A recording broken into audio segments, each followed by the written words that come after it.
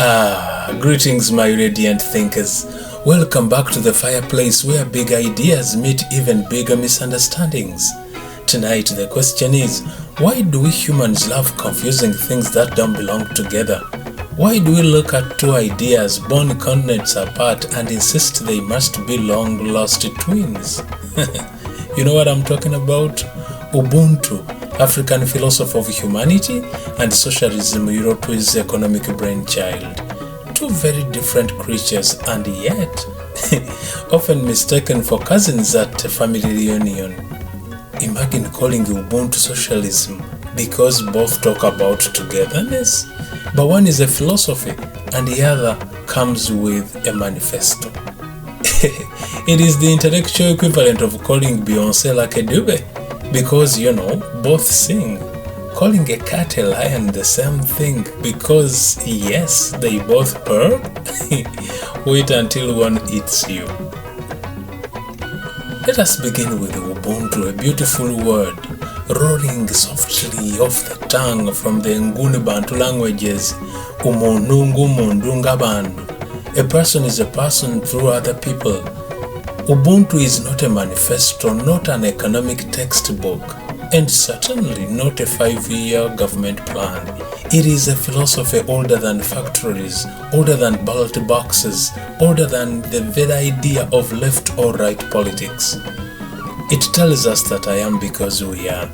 My well-being, my dignity, and my very identity is stitched into the fabric of yours. If I trample your humanity, I unravel my own.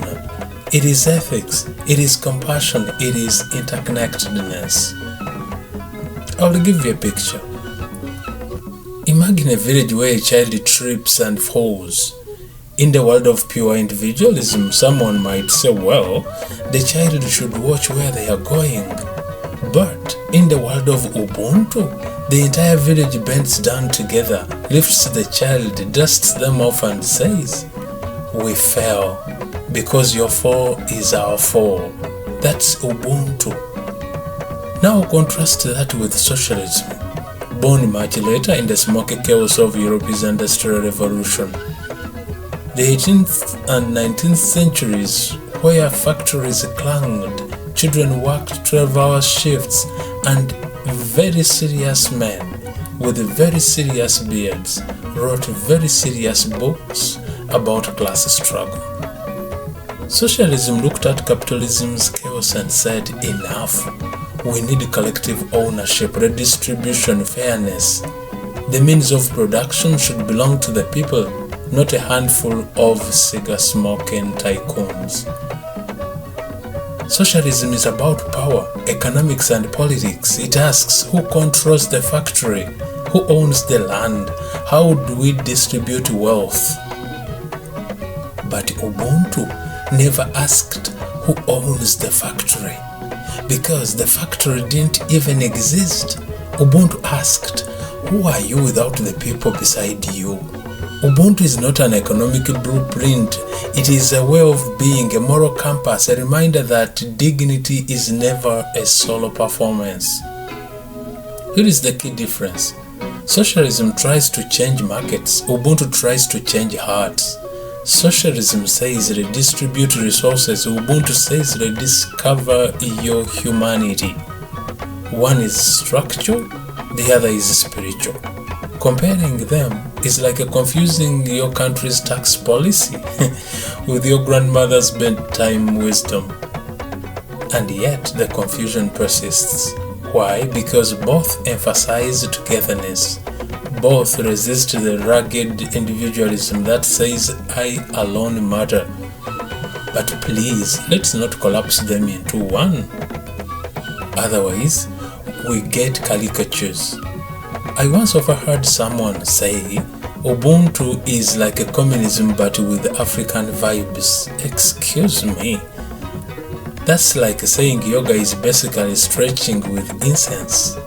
My dear, you've missed the soul entirely.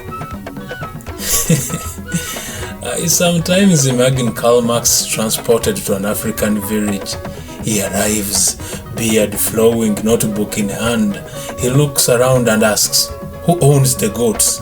Marx scribbles furiously muttering about collective livestock management. Meanwhile, the elder is thinking, this man does not understand. We are not worried about gods. We are worried about you being human with us. And then, of course, he would probably unionize goats. That's classic Marx. So, here is the heart of the matter. Ubuntu is not socialism. It's not communism. It's not an ideology you can vote for or against. It's not about breadlines, nationalization, or central planning. It is a philosophy, an African moral vision that says your life is bound up in mine. It is the humbling recognition that no matter how high you rise, you are never taller than the community that raised you. Socialism, on the other hand, is a system. Ubuntu is a soul. So, the next time someone tells you Ubuntu is just African socialism, do not roll your eyes so hard you see your ancestors. Instead, smile. Gently touch their shoulder and whisper, no, darling, Ubuntu is humanity, not a political economy.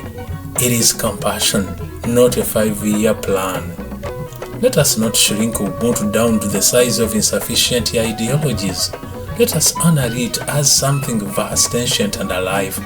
Because in a fractured world, perhaps what we need most is not another debate about markets, but a reminder that our humanity is shared, that our story is incomplete without other people's stories, that survival is communal, that joy is communal.